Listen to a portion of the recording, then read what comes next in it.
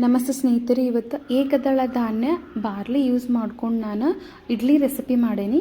ಈ ರೆಸಿಪಿನ ನೀವು ಮಸ್ಟ್ ಆ್ಯಂಡ್ ಶುಡ್ ಟ್ರೈ ಮಾಡಿ ನಂಗೆ ಹೆಂಗಿತ್ತು ಅಂತೇಳಿ ಕಮೆಂಟ್ ಒಳಗೆ ತಿಳಿಸ್ರಿ. ಆಮೇಲೆ ಇದು ಬಾರ್ಲಿ ನಮ್ಮ ಆರೋಗ್ಯಕ್ಕೆ ಭಾಳ ಒಳ್ಳೇದು.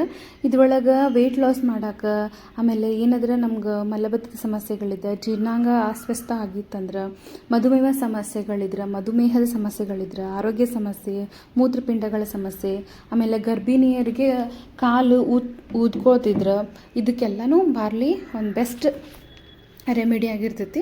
ಸೊ ಇದನ್ನು ನೀವು ಮನೆಯಾಗ ಟ್ರೈ ಮಾಡಿರಿ. ಇದ್ರ ಇನ್ ಡೀಟೇಲ್ಸ್ ಆಗಿ ನಾನು ಡಿಸ್ಕ್ರಿಪ್ಷನ್ ಒಳಗೆ ಕೊಟ್ಟೇನಿ. ಮತ್ತು ಬಾಣಂತಿ ಅಂದ್ರೆ ಗರ್ಭಿಣಿಯರು ಯಾವ ರೀತಿ ಯೂಸ್ ಮಾಡ್ಬೇಕಂತಲೂ ನಾನು ಹೇಳೀನಿ.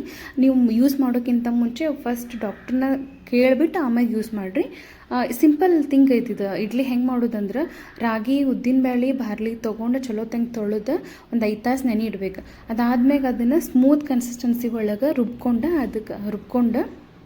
2 ಲೋಟ ಇಡ್ಲಿ ರವೆ ಹಾಕಿ ಒಂದು 8 ತಾಸು ಅದನ್ನು ಮುಚ್ಚಿಟ್ಟು ಬೆಚ್ಚಗೆ ಇರೋ ಪ್ಲೇಸ್ನಾಗ ಮುಚ್ಚಿಟ್ಟು ಪರ್ಮೆಂಟೇಷನ್ ಹಾಕಕ್ಕೆ ಬಿಟ್ಬಿಡ್ಬೇಕು. ಪರ್ಮೆಂಟೇಷನ್ ಆಗಿರೋ ಯಾವುದೇ ಪದಾರ್ಥಗಳಾದ ನಮ್ಮ ಗಟ್ ಹೆಲ್ತನ್ನು ಸ್ಟ್ರಾಂಗ್ ಮಾಡ್ತಾವೆ. ಸೊ ಅದಕ್ಕೆ ಇದನ್ನು ಅವಾಗ ಮಾಡ್ಕೋತೀರಿ. ಅದ್ರಾಗ ಎಡಿಷನ್ ಆಗಿ ಬಾರ್ಲಿ ಹಾಕಿರಿ.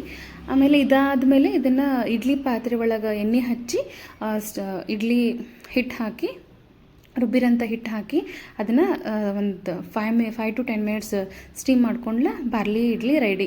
ಇದು ಕಾಂಬಿನೇಷನ್ ಆಗಿ ನಾನು ಚಟ್ನಿ ಆಲ್ರೆಡಿ ಯೂಟ್ಯೂಬ್ ಚಾನಲ್ ಒಳಗೆ ಅಪ್ಲೋಡ್ ಮಾಡೀನಿ.